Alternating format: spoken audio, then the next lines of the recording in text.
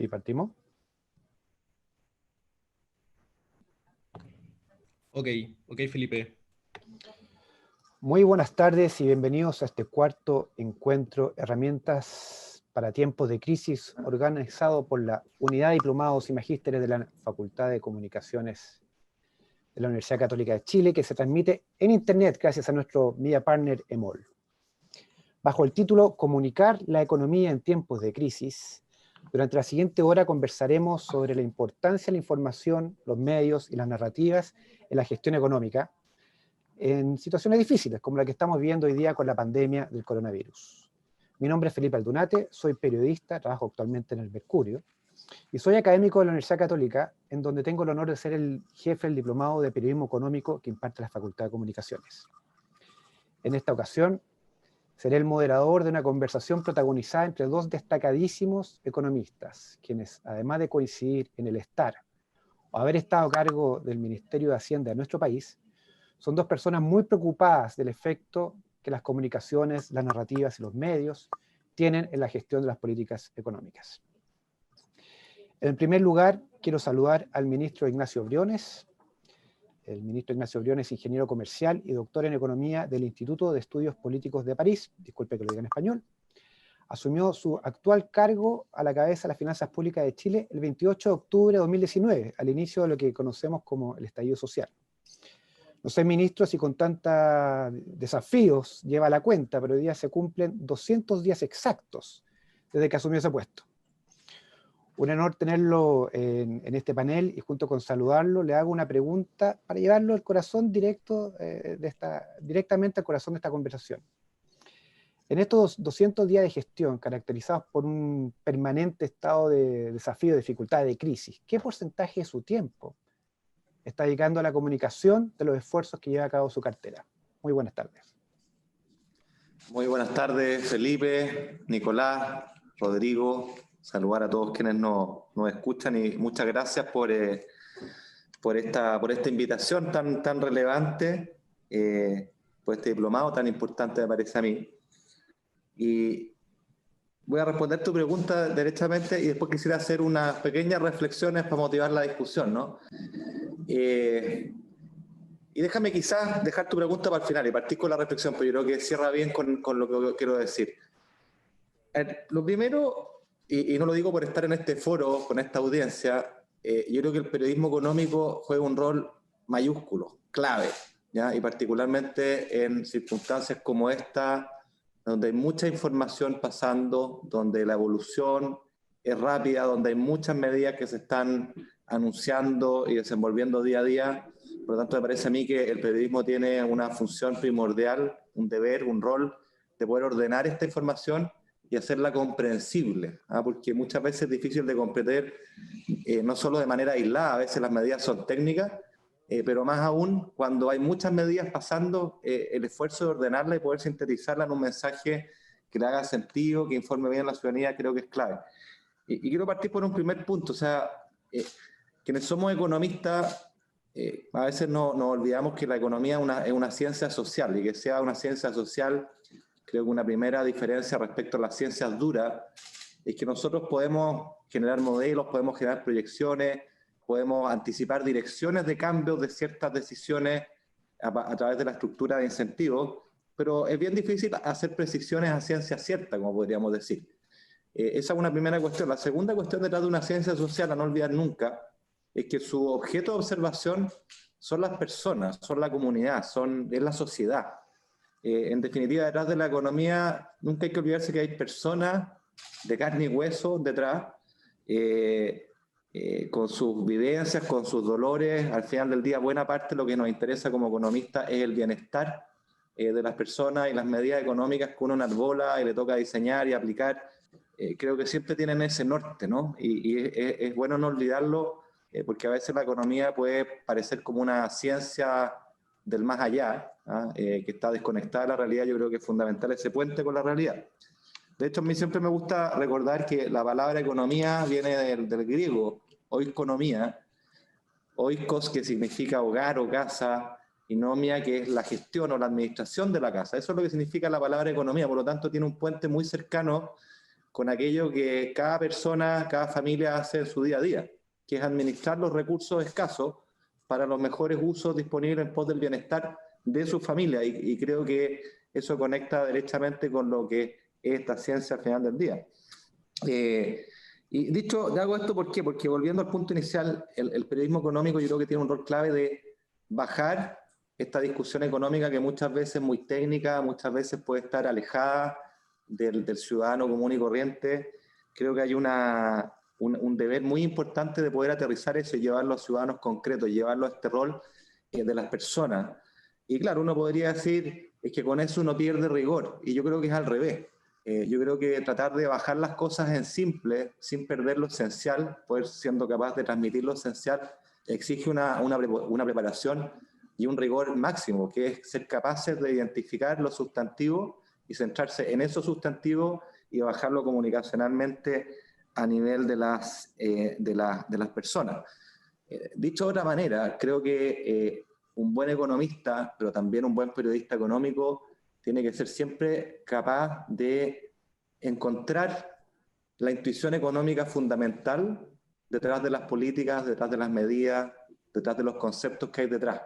Si uno pierde esa intuición económica, la verdad es que no hay buena economía ni tampoco hay buen periodismo económico. Y es por eso quizás que a mí por lo menos un referente que siempre me ha marcado mucho, que es medio antiguo a esta altura, pero mal que mal es el padre de la economía, es Adam Smith, La riqueza de las naciones, que debería ser libro de lectura obligatoria para todos los economistas y para todos los periodistas económicos, porque la verdad es que todos los conceptos más sofisticados que hoy día como economistas desarrollamos con modelos y discutimos sesudos papers, la verdad es que prácticamente todo está en Adam Smith y está explicado en un lenguaje que es intuitivo, que es muy social, que es muy humano, pero está todo ahí, los conceptos están todos ahí.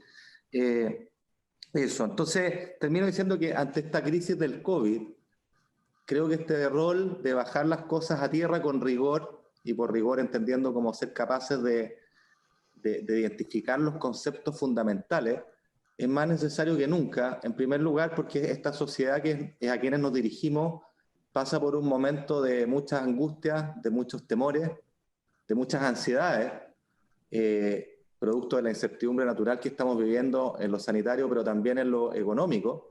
Y ante esas ansiedades, bueno, se agradece mucho, las personas agradecemos mucho cuando nos pueden explicar en concreto, en simple, qué es lo que se está haciendo en el plano económico y cómo eso impacta a la sociedad y a mí en particular. Creo que ese es un ejercicio tremendamente relevante. Y es relevante además porque a mí me pasa, y Rodrigo, que fue ministro de Hacienda, me podrá suscribir lo que voy a decir, que uno está tan en la vorágine, y particularmente en momentos como este, que uno está siempre yendo para adelante y tiene poco tiempo para mirar hacia atrás y ver la cantidad de cosas que se han hecho. A uno mismo que ha estado en esas medidas, se le va a uno olvidando, porque esta es una carrera que siempre para adelante.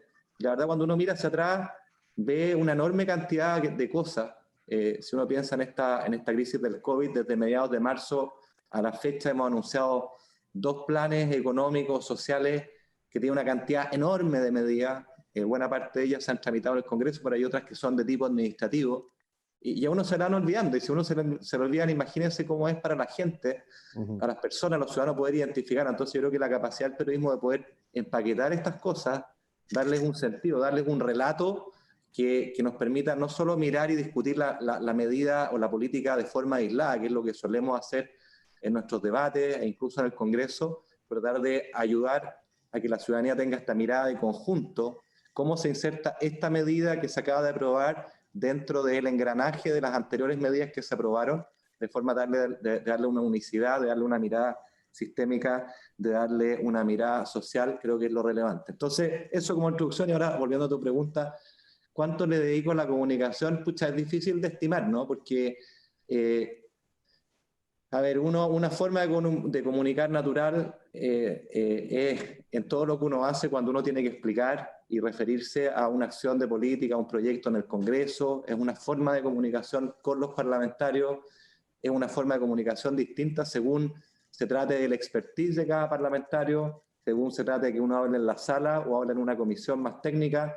Y naturalmente uno tiene que ir tratando de adecuar el lenguaje, la forma de comunicar a las distintas situaciones, porque lo que importa al final es que el interlocutor de uno entienda el punto que uno está haciendo sin prejuicio de que no pueda compartirlo, pero al menos que lo que uno quiere transmitir quede meridianamente claro, creo que es muy relevante. Entonces, ese es un plano. Lo otro es cuando uno se dirige a la prensa, ¿no es cierto? Y aquí con la distinción entre la prensa escrita y la prensa audiovisual. Es distinto transmitir un mensaje en un canal de televisión, donde hay un espacio acotado de tiempo, o en un punto de prensa donde uno quiere pasar una idea, y no más que una idea quizás. Bueno, uno trata de preparar su mensaje para que ese punto quede claro, ¿ah? Y no tratar de disparar con 10.000 ideas que van a ser difícil bajar o aterrizar la lectura del punto esencial que uno quería hacer. En la prensa, cuando uno tiene una entrevista de medios de prensa, es más reflexiva y uno está guiado quizás por el periodista y sus preguntas, por lo tanto también es difícil, es distinto, pero siempre uno está consciente de decir, bueno, ¿cuál es el mensaje fundamental que quiero pasar acá? Y ese mensaje tratar de insistirlo más de una vez y tratar de comunicarlo en forma simple para que quede bien asentado. Y luego están las redes sociales, ¿no? Donde yo le dedico tiempo. No estoy todo el día para nada en las redes sociales. La verdad es que un principio que yo me he impuesto, y la verdad es que es lo que siempre he hecho en mi vida, es que a mí me gusta hablar cuando tengo algo que decir, cuando algo relevante que aportar. O sea, hablar por hablar no me interesa, tengo muchas más cosas importantes y relevantes que hacer, y creo que además eso diluye la comunicación. Creo que es importante cuando uno quiera pasar un mensaje, es que uno tenga efectivamente un mensaje relevante que transmitir, y siempre en esta línea tratar de explicarlo bien en simple, paso a paso, para que al final ese mensaje sea el que quede en la retina de la audiencia. Eso. Gracias, ministro. Bueno, se me adelantó el ministro, voy a saludar también a Rodrigo Valdés, ingeniero comercial, doctor en economía del MIT y quien fuera ministro de Hacienda en el segundo mandato de Michelle Bachelet, durante 843 días, cargo que dejó el 31 de agosto de 2017. Al igual que el ministro Briones, Rodrigo Valdés debió asumir la cartera en un difícil momento tras la salida de su antecesor Alberto Arenas, por lo que también tuvo su graduación en comunicación económica en tiempos de crisis. Rodrigo es además profesor del Diplomado de Periodismo Económico, donde imparte el curso de Macroeconomía para Periodistas. Profesor Valdés, junto con saludarlo, le pregunto, en su relación con los medios, tanto como ministro, como economista y ahora también como académico de periodista, en 2 minutos, ¿cuál ha sido la principal lección que ha sacado de esta experiencia y que aplica en sus propias acciones de comunicación? A ver, déjeme partir bueno, primero, gracias por la invitación, ministro. Buenas tardes, Felipe, Nicolás. Déjeme partir por un tema distinto, que es simplemente decir que me siento un poco incómodo en esta reunión, porque me gusta mucho cuidar la institución de los ministros y sobre todo el ministro de Hacienda. Entonces, tener una conversación tipo, no sé si llegaremos a debatir cosas, pero me deja un poco incómodo. De hecho, después de que me invitaron a esto, lo pensé y dije, estoy arrepentido de haber aceptado la invitación. Pero bueno, parto por eso, para poner un contorno. A ver, la comunicación yo creo que es muy importante siempre, en todas las cosas, en todos los ámbitos de la vida. La prensa es central para la democracia, es central para que la gente entienda y también ponga en duda lo que hacen las autoridades. Y por lo tanto tiene un canal transmisor que es único. Y por lo mismo yo me interesé mucho en ayudarles en este diplomado. Yo soy profesor de la Escuela de Gobierno, tengo que hacer harta clase como profe de la universidad, pero me pidieron interactuar más con periodistas y lo encontré una oportunidad, porque yo creo que en la labor de los periodistas es, como decía antes, central. ¿Qué cosas creo que me encantaría llegar a un estadio en que tengamos periodistas que se atrevan más a cuestionar, se atrevan más a preguntar incisivo y que también que tengan opinión? Estamos crecientemente viendo eso. El mismo Felipe escribe cosas, Nicolás en su programa, Matamala se mete al lado de la economía y después sale, pero está a medio camino. Y creo que eso le hace muy bien a la democracia. Yo siempre uso el ejemplo de dos personas que escriben y son muy influyentes, que es Martin Wolf en el Financial Times y la Miriam Leitao en Brasil, y que son al final del día personas que influyen muchísimo en el debate. Y lo influyen de la siguiente manera, yo creo que es donde a mí me gustaría como ir moviendo esto, que es que los economistas somos re buenos para pasar gatos por liebres, somos re buenos para esconder detrás de las preferencias propias y disfrazarlas de técnica. Somos un poco de pasar de contrabando lo que uno piensa éticamente, ideológicamente, y decir, no, esto es la técnica. Y creo que eso en Chile está bien diseminado, y creo que hay una gran labor para tener una sociedad más horizontal, dentro de las 1000 cosas que hay que hacer para Chile en una sociedad horizontal. Pero una de esas cosas es esto de tener una relación más igualitaria, y eso pasa por, en parte, tener mejores periodistas. Ahora, desde el punto de vista yo mismo, yo quiero estar de acuerdo con el ministro en un par de cosas que dijo, y eso es muy importante. Primero es, cuando uno comunicar cuando tiene algo que comunicar. Creo que porque tan grave como no comunicar es tener errores comunicacionales, y hablar por hablar no sirve. Y la segunda cosa que yo creo que al menos me pasó, entendí, aprendí, tuve una gran maestra en mi jefa de comunicaciones, la Marcela, que uno tiene que tratar de simplificar también. La complejidad de la economía no da para el diario, no da pero hay que escoger y hay que destilar.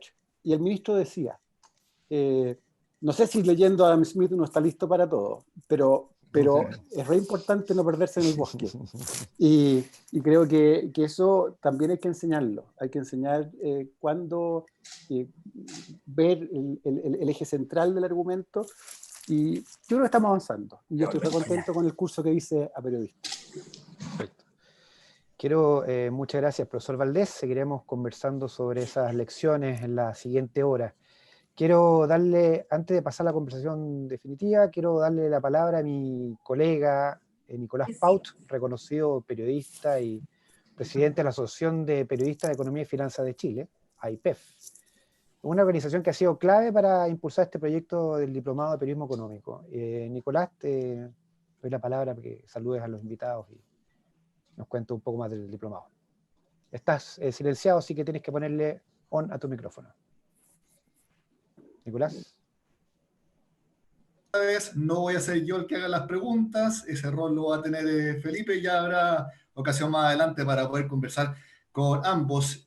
Quiero saludar a todas las personas que están en esta transmisión y queremos contarles que estamos muy contentos en AIPEF, ya que cumplimos 24 años como organización y este es el segundo año que se hace el diplomado, y por lo mismo quiero agradecer, por ejemplo, al exministro, perdón, es la costumbre, que está nuevamente como profesor, igual que el año pasado, y también a las empresas que nos apoyan, sobre todo, ¿para qué lo voy a repetir? En el año que estamos viviendo, también fue un desafío que pudiéramos mantener este diplomado. Entonces, quiero nuevamente agradecer a los que lo hacen posible y también a quienes van a postular y que van a estar siendo parte de este diplomado, que se den el tiempo de, en este año tan complicado, ser mejores periodistas, aprendiendo también de las personas que conocen sobre los distintos temas que hay en el periodismo económico, en el reporteo de empresas, de datos, también de macroeconomía, que es, creo que, la base para empezar a entender también el rubro que nosotros estamos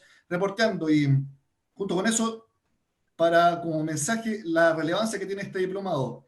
Todos nosotros no quiero decir la palabra enfrentar como que hubiera enemigos o adversarios, sino que siempre estamos conversando con gente que maneja temas mucho más que nosotros los periodistas, en las distintas áreas que cubrimos de economía. Y la gracia de hacer este diplomado, y quizás muchos otros, es ir cerrando esa brecha, es ir cerrando esa asimetría de información. ¿Para qué? Para que nosotros podamos hacer mejores preguntas, para que también podamos mejor contrapreguntar, podamos también fiscalizar de mejor manera y, como dijo Rodrigo Valdés, quizás incomodar a nuestros entrevistados para que sí podamos hacer mejor nuestro trabajo. E incluso cuando estemos reporteando algo, por ejemplo, miremos la FECU de una empresa, sepamos ver dónde está la novedad, dónde está la noticia, dónde está lo relevante. Y eso no se hace de otra manera que irnos capacitando, ir estudiando para así ser mejores periodistas. Ese es el desafío entonces, y invito también a todos los que quieran ser parte de este diplomado, y ojalá muchos años más, que lo sean. Y por lo mismo, les deseo que tengan una excelente conversación ahora en esta transmisión.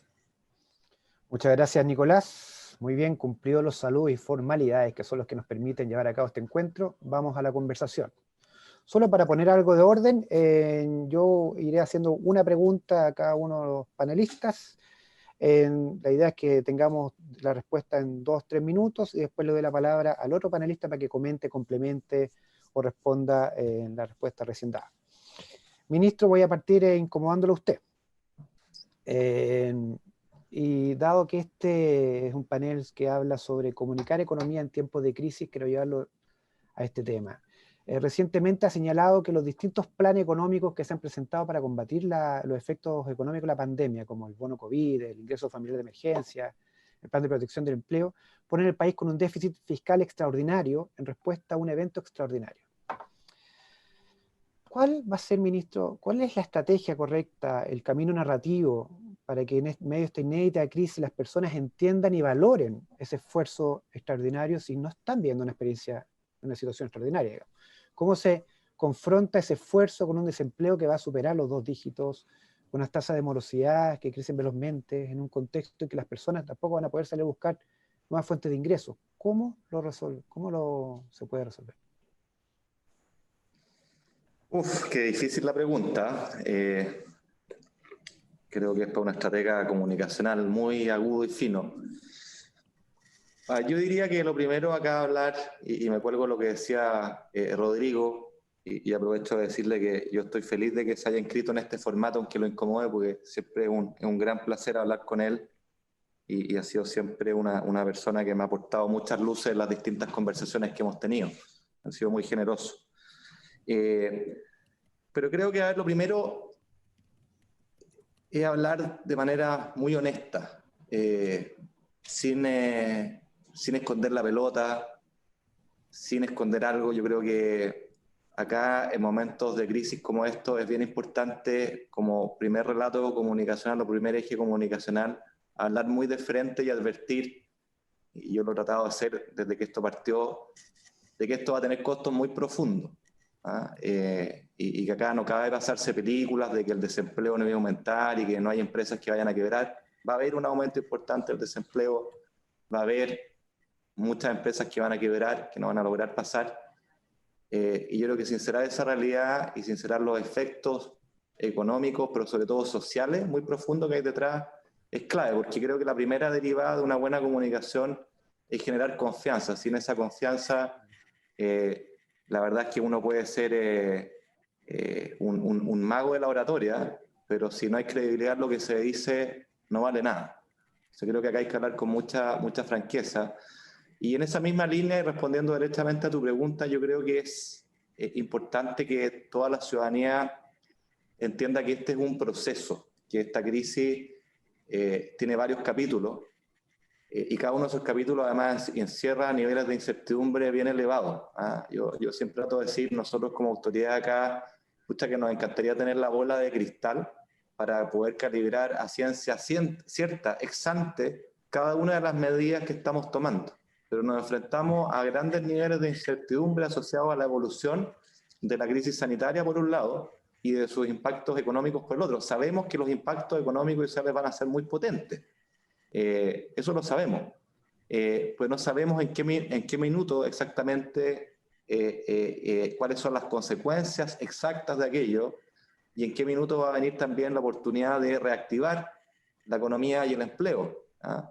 Uno toma ciertas apuestas, uno tiene un diagnóstico que ve las distintas fases, una fase en que ahora entramos en lo peor del escenario económico, el segundo trimestre, con incertidumbres grandes, con impacto en ingreso, en empleo y en las empresas, y luego visualizamos un momento de salida, de recuperación, de reactivación que hay que construir, hay que pensar desde ya, que involucra una reflexión sobre las medidas para la reactivación, sobre instrumentos para apoyar el empleo, y también, por cierto, sobre una mirada respecto a lo fiscal, en una trayectoria de corto y mediano plazo, que va a ser la palanca para poder financiar aquello. Y en esa lógica de hablar con franqueza, de decir que hay un diagnóstico y hay un plan con distintas etapas, sin perjuicio de que hay incertidumbre respecto a la activación exacta y los órdenes de magnitud de cada medida en este proceso,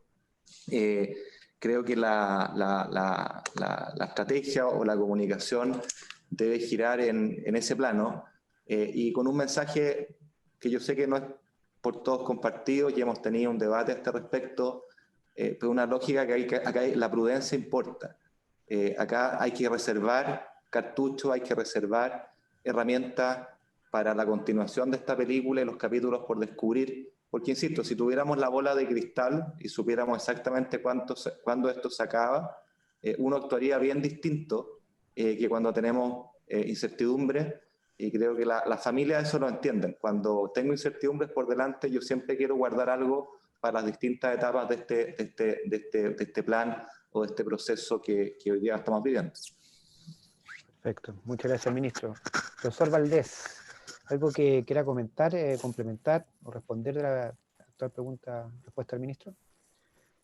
Bueno, es bien difícil la pregunta del tamaño de los paquetes que hay que hacer, ¿no? Yo solo, bueno, y en esto, por supuesto, hay visiones, no hay una verdad incontrastable. Sería fácil si tuviéramos todo el espacio del mundo como tiene un país desarrollado, con poca deuda y muy creíble, ¿no? Y en un barrio que vive en otro barrio y que tiene un nivel de paz social ya completamente logrado. Y también sería, entre comillas, fácil si no tuviéramos plata. Si uno fuera a Argentina y básicamente puede gastar más solo si imprime el Banco Central y crea inflación, o más inflación, o hace simplemente reasignaciones.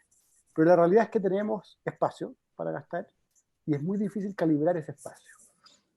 Yo he pensado que los riesgos de equivocarse son muy asimétricos en esto. Si algo yo puedo decir es que prefiero que nos pasemos un poco a que nos quedemos cortos, porque son muy asimétricos de nuevo. Podremos conversar más rato en qué cosas se materializa eso, pero creo que hay que tomar mucho el peso de este riesgo.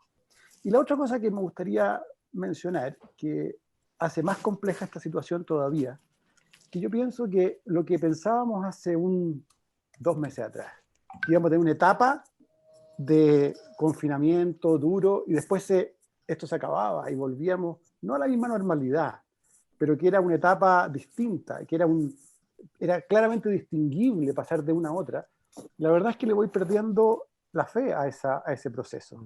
Yo creo que esto va a ser más complejo porque vamos a tener una mezcla siempre, hasta que haya vacuna, que quién sabe cuándo va a ser, de cierto distanciamiento, confinamiento, rebrotes, y por lo tanto no creo que podamos decir, ok, pasamos de una etapa A, que es esta, a una etapa B, que es hacer más gastos para normalizar una política expansiva. Va a ser mucho más enredado. Entonces creo que conviene seguir discutiendo más de cómo es la mejor estrategia para afrontar ese nivel de incertidumbre. Profesor Valdés, una pregunta para para seguir la línea de lo que estaba comentando recién. Hace pocos días se conoció una carta publicada por economistas de centroizquierda, reunido en lo que se llama el Foro de Desarrollo Justo y Sostenible, donde está formado por Roberto Saller, Osvaldo Rosales, Ricardo French Davis, entre otros, que pide al gobierno un mayor esfuerzo fiscal y le pone un número, habla de gastos adicionales de 15.000 millones de dólares. Me imagino que usted leyó la carta, ¿está de acuerdo con la carta? ¿La habría firmado? Tengo buenos amigos y respeto mucho en el foro, pero tenemos ciertos matices, y también tengo ciertos matices con la política del gobierno. Yo creo que hay que buscar una cuestión intermedia. Cuando se habla de 15.000 millones de dólares sin poner ningún horizonte, me complica un poco yo. ¿Es ahora? Pues para todo lo que nos viene. Creo que la situación de Chile no es tan complicada fiscalmente hoy día. Si pudiésemos ser creíbles en que los gastos que vamos a hacer son estrictamente transitorios y que el sistema político va a volver a hacer los esfuerzos que se hicieron en las últimas 2 décadas para mantener las finanzas públicas sanas. Y por lo tanto yo estoy con el foro en el sentido que se puede hacer más. Sin embargo, también hay que entender que esos dos supuestos que dije yo no son tan fáciles. Tuvimos la explosión social de por medio y ya veníamos antes de la pandemia con un problema fiscal en ciernes, que no es de hoy día, es un tema de mediano plazo. Nosotros llevamos muchos años sin un ajuste fiscal en serio. El ministro está preparando el presupuesto el próximo año y ha generado harto ruido eso. Y va a ser un muy buen test de nuestra capacidad de hacer transitorios los gastos. La última vez que hicimos que el gasto creciera poquito fue el año 2003. Todos los últimos años, a pesar de los esfuerzos, ha seguido creciendo 4%. Y si yo tomo eso y lo proyecto, estamos en problemas en algún tiempo más. Y por lo tanto, bueno, el ministro tiene una pega muy difícil, que es compatibilizar esta cosa de corto plazo, que es una emergencia, que yo creo que se puede hacer más, y de hecho ya se está empezando a hablar de planes adicionales, versus una idea de que no se puede hacer nada, o el otro extremo, que se puede hacer todo. Esa calibración es compleja. Yo creo que tenemos que seguir discutiéndola como sociedad, porque se alivia en la medida que todos estén de acuerdo que el mediano plazo es complejo, y por lo tanto hay que hacer cosas hoy día que nos amarren un poquito a cómo vamos a hacer las cosas después. Ministro Briones, le doy la palabra para complementar lo que acaba de decir el profesor Valdés. Yo estoy bastante de acuerdo con lo que dice Rodrigo Valdés, y vuelvo al punto inicial. La economía es una ciencia social, no una ciencia exacta, y por supuesto todas estas cosas que estamos discutiendo son por su naturaleza discutibles y conversables. Creo que en ese espacio lo que uno siempre agradece es una discusión propositiva, más que sencillamente la exigencia per se. Creo que en nuestro debate, y lo entiendo perfecto, quizás impactados por lo que está sucediendo, por la intranquilidad que todo esto a todos nos genera, se ha sentado mucho el exigir y exigir, más que el comprender y proponer. Y yo creo que es bien importante pasar de lo primero a lo segundo, porque al final esa es una buena conversación, y todos estos elementos, como dice Rodrigo, son discutibles. Y creo que esa discusión exige además salirse de la discusión del estricto corto plazo, donde podremos tener más de una diferencia respecto a si el ingreso familiar de emergencia tenía que costar 830 millones o tenía que costar 2.600 millones o quizás más. Pero creo que más allá de eso, me parece que es relevante encontrar un espacio que genere un anclaje de la discusión en un horizonte un poquitito más largo, en lo económico y en lo fiscal, que el próximo proyecto de ley que venga. Yo creo que eso es bien fundamental, porque, como dice Rodrigo, a esta discusión hay que ponerle borde. Acá es verdad, Chile tiene una posición fiscal construida gracias a años de buena política, de generación de institucionalidad por gobiernos de distintos signos. Hay que pensar que la regla fiscal nuestra fue creada por Nicolás Izaguirre cuando era ministro de Hacienda bajo el gobierno del presidente Lagos. Y esta institucionalidad hoy día la estamos agradeciendo porque nos permite hacer cosas que los países vecinos no pueden hacer. Y yo creo que ese mensaje es central, cómo tú construyes reglas en lugar de discreción, reglas institucionales que sirven para el largo plazo, que es algo que estamos disfrutando, los frutos de aquello, de esa política de Estado que ha tenido Chile, nos permite, insisto, reaccionar mucho mejor a esta crisis que otros países, y creo que ese debiera ser también la mirada respecto a la salida y cómo vamos a enfrentar esta coyuntura, particularmente desde el marco fiscal en adelante. Creo que no debiera haber dos lecturas, que acá no podemos tirar la casa por la ventana en lo fiscal, entendido esto como romper este criterio prudencial que no tiene un valor per se necesariamente, sino que es prudencial en el sentido que permite construir horizontes, permite construir certeza y sobre todo generar mecanismos que te protejan ante situaciones como esta. Yo creo que ese es el espacio de encuentro, ese es el espacio de diálogo, y por supuesto que nosotros estamos plenamente disponibles para aquello, porque creo que es lo que el país necesita. Si logramos un entendimiento fiscal con una mirada más larga que nos saque simplemente de la coyuntura de la próxima semana, creo que estaremos construyendo algo muy valioso para el país, particularmente en estos minutos. Ministro, quiero llevarlo a un tema que usted ha mencionado dos veces y que también mencionó el profesor Valdés sobre la incertidumbre, los riesgos asimétricos. Estamos en una crisis de origen sanitario que como sociedad no habíamos vivido posiblemente nunca, o por lo menos no hace muchas décadas. Y se formulan proyectos y se toman decisiones con alta incertidumbre. Muchas de las medidas que se están ejecutando fueron elaboradas cuando por ejemplo, se abogaba por un retorno de los empleados públicos, se pensaba una posible reapertura al comercio y un regreso gradual a clases, por ejemplo. Pero el escenario cambió hoy día y estamos iniciando una cuarentena total en Santiago. ¿Cómo consideran esta incertidumbre en los procesos de la toma de decisión de las políticas económicas? Y le complemento la pregunta, si es que pudiera volver atrás sabiendo los resultados, ¿habría algo que habría hecho distinto? Buenas preguntas nuevamente. Yo creo que el elemento de incertidumbre es clave, y vuelvo a lo que señalaba antes, de pasar del exigir y exigir al comprender y proponer, porque las decisiones bajo incertidumbre siempre implican riesgo. O sea que uno cuando toma una decisión de política pública hay un riesgo en esa decisión, naturalmente, ¿no? Por la definición misma de incertidumbre. Y lo que uno tiene que hacer como autoridad es tratar de tomar riesgos acotados, ser bastante prudente, ya que hay que compatibilizar cuestiones que muchas veces son incompatibles. Esta prudencia en la decisión, porque al final del día es un proceso de ensayo y error, si uno quiere verlo en esos términos, y que te obliga a actuar gradualmente y no dando saltos radicales, porque si me equivoco, ese error puede ser extremadamente costoso. Tiene que compatibilizar ese elemento de prudencia con al mismo tiempo una política, una medida que tenga impacto. Vuelvo a mi punto original sobre que la economía, en lo que a nosotros nos compete, es una ciencia social y está pensando siempre, debe pensar siempre en personas, en cómo impactan mis decisiones a esas personas. Entonces tiene que buscar políticas que sean prudentes, pero que al mismo tiempo impacten y que además sean ágiles, que sean de rápida implementación. Hay un sentido de urgencia. Que al liderar esos tres elementos es bien difícil, es bien difícil.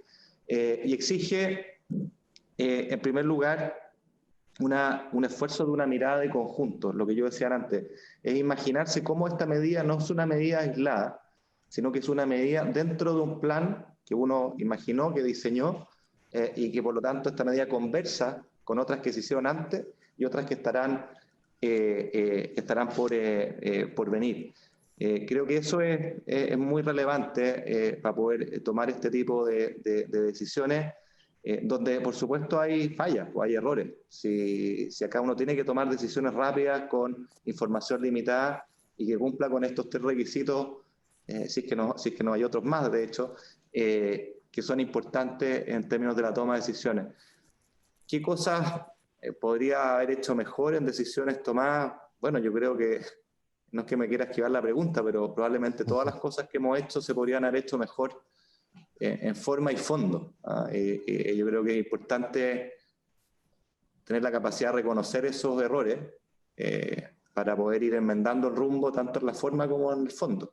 Entonces no tengo acá quizás un ejemplo vivo, específico, que se me venga a la memoria,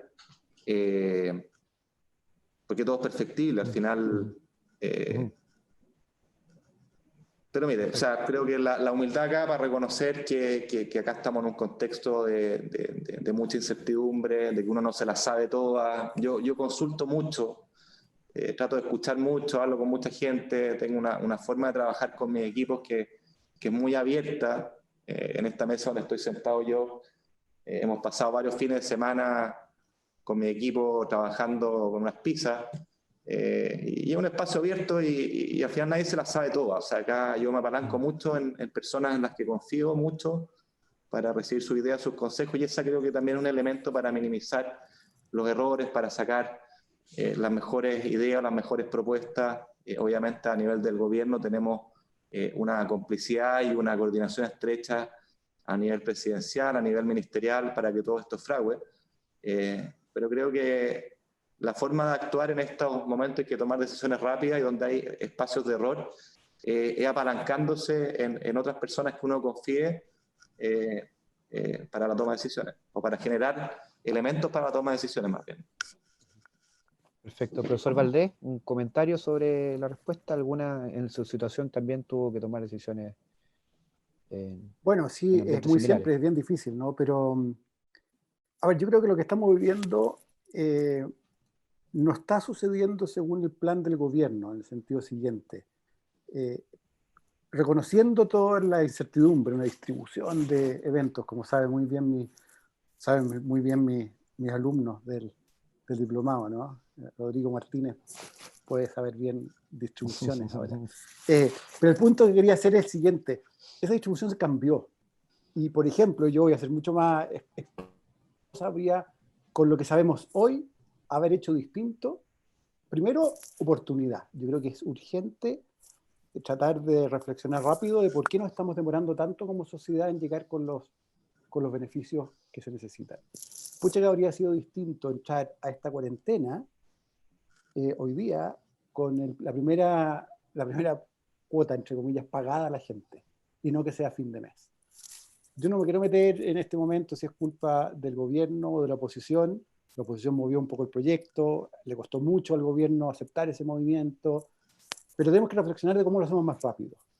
Y en este llamado del ministro de este diálogo más fructífero, yo creo que las dos partes tienen que hacer más esfuerzo. Básicamente tenemos que ser más ágiles. Y en segundo lugar, yo creo que hay que reconocer que esto va para más largo y por lo tanto algunos diseños que tenemos va a haber que ajustarlos. Que en todo el sentido del mundo, que los beneficios, por ejemplo, caigan en el tiempo, si es que uno espera que eso va a incentivar la búsqueda del trabajo porque hay trabajo. Pero si estamos en cuarentena, eso no tiene ningún sentido. Ahora, yo entiendo también que uno no puede decir 3 meses plano y nada más. Tenemos que buscar mecanismos para hacer esto más contingente, para entregar más facultades al gobierno, por ejemplo, de que decida si es que bajan o no bajan. Porque ya se está acabando esto y estamos con más certeza que bajan. Y al tiro, Felipe, quizás lo que tenemos que ir pensando que esto, como va para más largo, hay que empezar a buscar maneras de entregar más certezas a las familias también. Creo que ese elemento, que de nuevo es un cambio de distribución, es un cambio de la realidad. El plan hasta ahora estaba ok, si esto de verdad se podía empezar a manejar más rápido y podíamos tener reaperturas pronto. Pero se ve que esto puede tener rebotes, puede ser más complejo. Entonces yo empezaría a delinear planes alternativos, contingentes probablemente, y va a haber que entregar más facultades al gobierno para poder materializar estas cosas, creo yo. De hecho, profesor, voy a profundizar la pregunta que le correspondía al profesor Valdés, en que usted ha marcado mucho la diferencia con el gobierno justamente en esto del que los ingresos, los bonos que se pagan en ingreso familiar de emergencia sean decrecientes, que hay conflictos, hay una tensión comunicacional que se haya diseñado de esa manera. ¿Puede profundizar un poco más? Porque hay una crítica en un plan que son 800 millones de dólares para ser repartido durante 3 meses a una parte importante de la población. ¿Por qué es un aspecto criticable de esa propuesta? A ver, yo creo que ese marco es correcto para ciertos escenarios. Como decía el ministro, esto es bien complicado, porque no es que uno sepa qué va a pasar, pero como no sabemos qué va a pasar, y es muy importante dar ciertas tranquilidades, tenemos que diseñar planes más largos, planes que comuniquen lo que queremos comunicar. Yo creo que bajen los beneficios tiene todo el sentido del mundo si estuviéramos seguros que en 2 meses más la gente debiera salir a buscar pega intensamente, porque ya hay que normalizar la economía. Pero hay una chance, un riesgo grande que eso no suceda. Entonces, no quiero dar como solución que los bonos sean planos, no quiero eso, quiero que reconozcamos este mundo de incertidumbre, reconozcamos que la política pública va a tener que ser más activa de lo que se pensaba hace 2 o 3 meses más. Nos va a salir más caro todo esto, y creo que es muy importante diseñar mecanismos para poder ir adaptando la política pública más rápido a cuando vamos aprendiendo. Imaginemos en un momento que los mercados se nos ponen complejos. Bueno, fue muy bueno lo que hizo el Banco Central con el Fondo Monetario, porque le pone como un piso a que son muy, muy complejos y ya tenemos una válvula acá. Creo que tenemos que trabajar más cosas de ese tipo para dar tranquilidad. Por último, y el ministro sabe porque se lo he dicho, yo creo que tenemos que conversar más mediano plazo, porque ya no se resiste más que el pobre ministro vaya a pelearse con los senadores, con los diputados, por 300 millones de dólares semana por medio. Esa es una estrategia que al final, de una cosa estoy seguro, va a quedar mucho menos pelucón y de lo que es hoy día. Ministro, ¿quiere responderse? Sí, sobre eso, a ver, yo creo que estamos de acuerdo con Rodrigo Valdés acá, y que es bien obvio lo que voy a decir, o sea, esta es una película en desarrollo y no conocemos todos sus capítulos, entonces creo que un elemento fundamental acá es tener mucha flexibilidad para ir adaptando los instrumentos de manera ágil a esos distintos capítulos. Y cada capítulo va a requerir un instrumento distinto porque ese capítulo es distinto.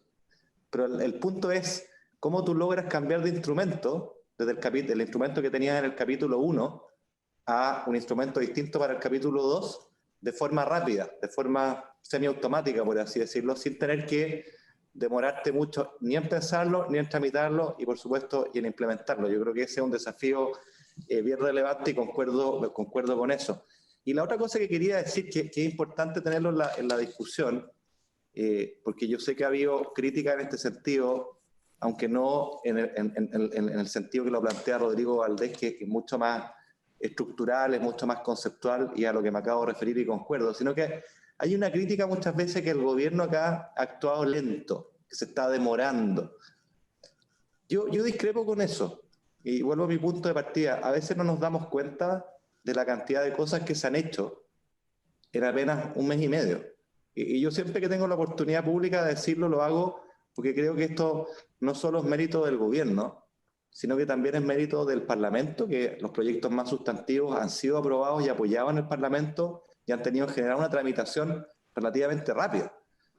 Eso que uno da por hecho, o sea, ¿cuántas democracias hoy día la verdad es que pueden tener un muy buen diseño de política pública para responder a emergencias y se queda pegado, trancado en el Congreso y no sale? Y si no sale, no es implementable, no llega a las personas. Entonces, yo creo que eso valoremoslo más allá de las diferencias políticas que puedan haber, más allá de la confianza que puede existir en ciertas instituciones. Yo creo que es un dato objetivo que bien vale la pena valorar.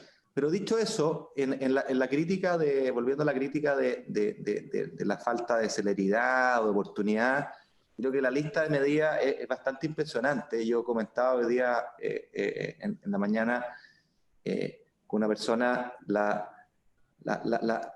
el primer plan económico y social que nosotros anunciamos fue a mediados de marzo. Y la verdad es que a fines de marzo teníamos absolutamente todas las medidas administrativas, es decir, que hay aquellas que no requerían por ley, pero que requerían decretos, completamente aprobadas e implementadas. Y estábamos próximos a aprobar en el Congreso una medida fundamental, cuál era la Ley de Protección del Empleo. Es decir, a principios de abril estaba todo ok, y luego vino el segundo plan económico y está todo aprobado. O sea, hay acá una lista de cosas que se han ido haciendo rápido, pero la parte final, que es que llega a las personas muchas veces, se ve retrasada por una restricción fáctica, y por eso vuelvo a la palabra comprensión, que afecta también al Estado. El Estado no está operando a su capacidad normal, por razones obvias, ¿no? Por razones asociadas a la crisis sanitaria, y sin embargo está sujeto a una demanda que es sustantivamente mayor que la que tiene en periodos normales, con una premura, con una demanda de celeridad mayor que la que tiene en periodos normales, pero con una capacidad de ejecución que es menor. Y además abordando muchos más proyectos y urgencias que en un año normal. Entonces, eso hace físicamente difícil que las cosas puedan pasar con toda la premura que uno quisiera. O sea, a uno le encantaría que una vez aprobada una ley, al día siguiente, por ejemplo, el ingreso familiar de emergencia estuviera depositado en la cuenta RUT de las familias. Pero eso requiere una serie de procesos previos que hoy día se ven afectados por la crisis sanitaria y que le agrega un pelo, una dificultad adicional, ¿no es cierto?, a la ejecución. Entonces, yo creo que eso también hay que tenerlo a la vista y tiene que ver con el exigir versus el comprender, porque acá, yo lo veo a diario, la cantidad de personas que se sacan la mugre y que trabajan el doble que antes para que las cosas pasen, y a veces se demoran no por una mala intención, sino que es físicamente muy difícil en muchas ocasiones que eso llegue como uno le gustaría, ojalá de manera automática. Ministro, quiero llevarlo dentro de esta película a un capítulo que dio un giro inesperado y que tiene que ver con la Ley de Protección de Empleo, que posiblemente surgió de un tema comunicacional y que terminó con una restricción que dice que las empresas que se acojan o que están pagando dividendos no pueden acogerse a la ley de protección de empleo, lo cual podría generar un efecto inesperado, que muchas empresas que requieren los dividendos para que los dueños sobrevivan, para que paguen deuda, etcétera, que no necesariamente son las grandes empresas, sino que muchas sociedades anónimas que pueden ser más pequeñas, opten por no acogerse a ese plan y terminen despidiendo a las personas. Fue un giro que dio ese proyecto, que avanzaba muy rápido y que ahora parece necesitar una solución. ¿Cómo surge ese problema y cómo se puede resolver? Bueno, a ver, ese problema la verdad es que surge con anterioridad al caso Cencosud. público, ¿no es cierto? Claro, que ocurrió. Es una moción que se venía discutiendo, que habían planteado algunos parlamentarios de oposición, en virtud del hecho que nosotros tuvimos que reabrir ese proyecto o generar una ley corta, producto del hecho que la discusión de la ley misma había quedado a solicitud de la oposición, y pese a que nosotros no estuvimos de acuerdo, que las cotizaciones de salud, ¿cierto?, de seguridad social, cuando hubiera suspensión del empleo, fueran parciales. Y luego hubo un entendimiento que ese era un problema, pero la ley ya estaba, había sido aprobada la comisión mixta en ese minuto de esa moción, de que había que reabrir este tema para arreglarlo. Y al reabrirlo para arreglarlo, bueno, generó el apetito por abrir o meter otras cosas, que es la que le estoy señalando. Por supuesto, el caso de Cencosud, que fue mediáticamente muy potente, aceleró y exacerbó ese proceso. Y en definitiva se introduce una moción que fue aprobada por la oposición, fue propuesta por la oposición. Nosotros hicimos ver los problemas que tenía, donde esencialmente le dice que si usted es una sociedad anónima abierta o cerrada y quiere acogerse a la protección del empleo, aunque sea por un trabajador y aunque sea por un día, lo estoy llevando al extremo para hacer el punto en el ejemplo, usted no puede repartir ni un peso de dividendo en el ejercicio comercial de cuando esa suspensión ocurra.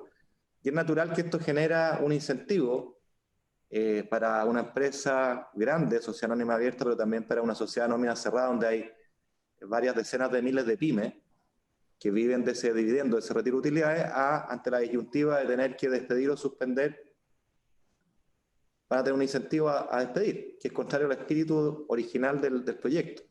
Entonces ese es el problema que tenemos en cierne y estamos analizando las formas de resolverlo.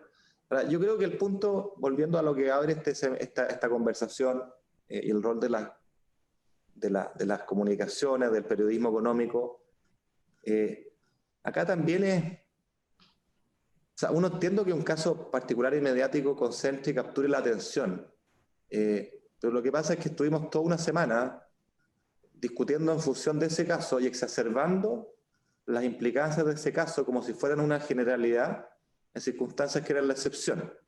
Acá se instaló rápidamente la idea de que todas las empresas grandes son abusadoras, malas, volvimos a esta lógica de los grandes, los chicos, los buenos, los malos, los abusadores, los abusados, y creo que en momentos como este solo puede contaminar el debate. Yo creo que acá es fundamental tener una mirada un poquito más desapasionada de todos los actores, de todos digo, más rigurosa, porque la verdad sea dicha, y nosotros lo mostramos también en el Congreso, acá ciertamente hay empresas grandes que se han acogido, y muy grandes que se han acogido, y la ley fue diseñada para eso, y fue discutida en esos términos en el Congreso, y así se aprobó mayoritariamente, porque el objetivo de esta ley era proteger al empleo, a los trabajadores, y los trabajadores, como es obvio, trabajan en empresas micro, pequeñas, medianas y grandes. Y el shock que tenemos arriba de la mesa hoy día en Chile y el mundo es uno de tal magnitud y tan sistémico que le pega a todas las empresas, independientemente de su tamaño, y a todos los sectores al mismo tiempo. Entonces, a mí la verdad es que me llama mucho la atención que producto de ese debate se haya instalado una idea poco menos que el proyecto que había sido masivamente aprobado era un mal proyecto. Y yo, soy riesgo de ser impopular y me da lo mismo la popularidad, siempre salía a defenderlo y a decir que este era un buen proyecto y que me llamaba la atención que al cabo de una semana todos aquellos que pensaban que era un gran proyecto ahora pasaran a verlo como una especie de de mal proyecto. Es muy curioso ese cambio dicotómico en tan poco tiempo, sobre todo para un proyecto que fue aprobado con amplia mayoría y que además sus resultados los estamos viendo. Estamos viendo cómo este proyecto, esta ley hoy día ayuda al objetivo que fue pensado. Tenemos casi 500.000 trabajadores que se han acogido a la suspensión del empleo, que uno bien podría decir que una fracción importante de esos 500.000, de no haber existido esta ley, habrían sido despedidos y no tener una opción de eventualmente, cuando lo peor de la crisis sanitaria pase, poder retomar sus empleos con normalidad en lugar de haber suspendido o de haber roto su contrato laboral. Eso. Profesor Valdés, ¿algún comentario sobre esta dificultad? Bueno, como pasa siempre en economía, ¿no? Uno puede tener muy buenas intenciones, pero los efectos colaterales a veces hacen que una medida no sea buena. Y yo creo que hay que revisar esto de alguna manera, pero manteniendo también la ética de esto, ¿no? Porque hay una parte de esta discusión que también tiene ética. Quizás una manera intermedia de, por ejemplo, permitir que se reparta lo obligatorio 30% podría ser un punto de encuentro. Pero ciertamente hacer muy difícil el uso de la ley no tiene mucho sentido. Es como dispararse en los pies al final en la política. Creo que aquí varios actos se equivocaron. Yo creo que hay que entender bien por qué Cencosud hizo lo que hizo. Quizás de ahí viene el primer error. Después vino errores de cómo se reaccionó a lo que hicieron. Y creo que vale la pena invertir algo de capital político en tratar de hacer que esta ley pueda ser más usada, especialmente porque vienen tiempos más complejos que lo que esperábamos cuando se hicieron estas leyes. De hecho, creo que la próxima discusión va a ser cómo se va a tener que rellenar más el seguro de desempleo.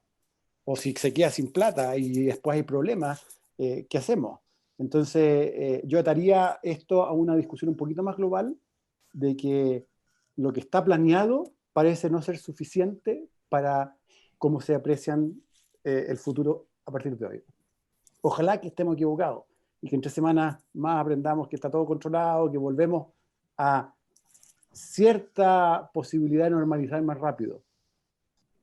Pero por ahora se ve más difícil y por lo tanto creo que hay que ajustar todas las perillas para prepararse para algo que va a ser más complicado de lo que se suponía hace un mes. Y complemento con un punto que conecta con una pregunta tuya, Felipe, al principio, que era la forma en que se tomaban decisiones con información, con incertidumbre, ¿no? Con información incompleta, y yo la agregué con celeridad, ¿no es cierto?, contra el tiempo, con impacto social y con un grado de prudencia. Acá, claro, con espejo retrovisor siempre todo es muy fácil, y entonces abundan las críticas, pero era obvio que esto iba a pasar. Era obvio, ¿cómo no lo pusieron antes? O sea, son todos unos interdictos que no se dieron cuenta ni en el Congreso ni en el gobierno. Yo, por supuesto, no concuerdo con esa tesis, precisamente porque uno está con información incompleta, con incertidumbre y con un deber de urgencia, con un sentido de urgencia. Pero esa crítica me parece que ignora ese punto. O sea, siempre ex post es más fácil que ex ante, y la verdad es que ex ante uno podría ver esto, los economistas sabemos, ver esto como una suerte de contrato completo, donde uno podría agregarle hasta la última condición que se haga cargo hasta el más improbable estado de la naturaleza, de las cosas que pueden ocurrir. Pero uno puede perder la vida haciendo eso.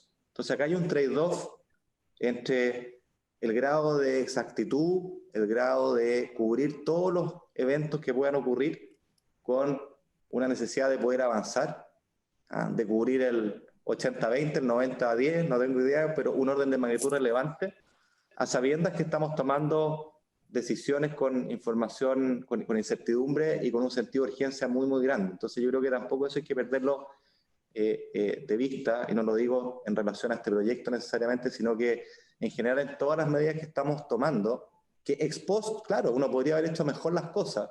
La pregunta es si ex ante uno podría haber calibrado todos esos elementos, esos riesgos, además de haberse demorado un montón en poder tramitarlas y en poder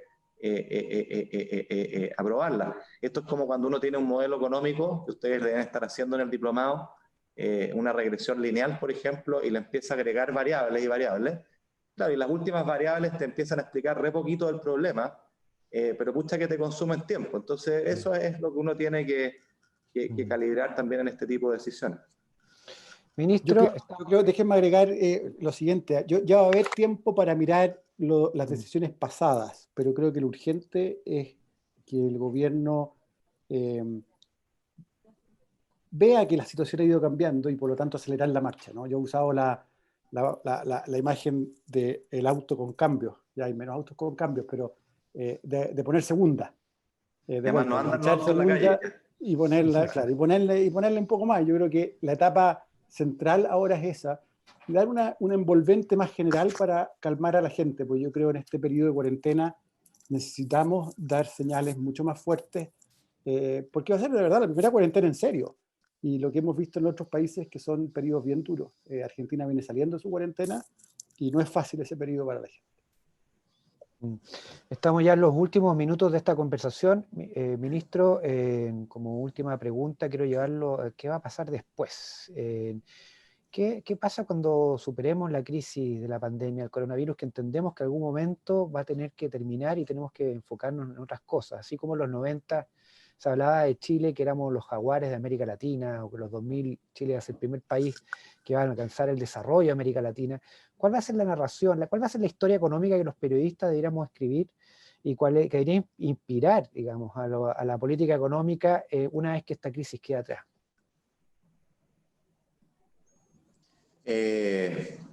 No sé, esa sería la primera respuesta, pero me gustaría que esto fuera, y algo de lo que uno venía discutiendo, ¿no? O sea, yo creo que acá hay un segundo momento, si uno piensa en lo que ha sido Chile desde el retorno a la democracia, es un primer momento muy exitoso, muy bueno en muchas dimensiones que solemos olvidar nuevamente, porque siempre con espejo retrovisor es muy fácil juzgar las decisiones que muchas personas muy notables tuvieron que tomar impulsando políticas públicas que en general han ido en la dirección correcta. Por supuesto que hubo muchos errores y toda la vida tiene errores, pero no necesariamente hubo malas intenciones o dolo o mala fe, como algunos a veces caricaturalmente suponen.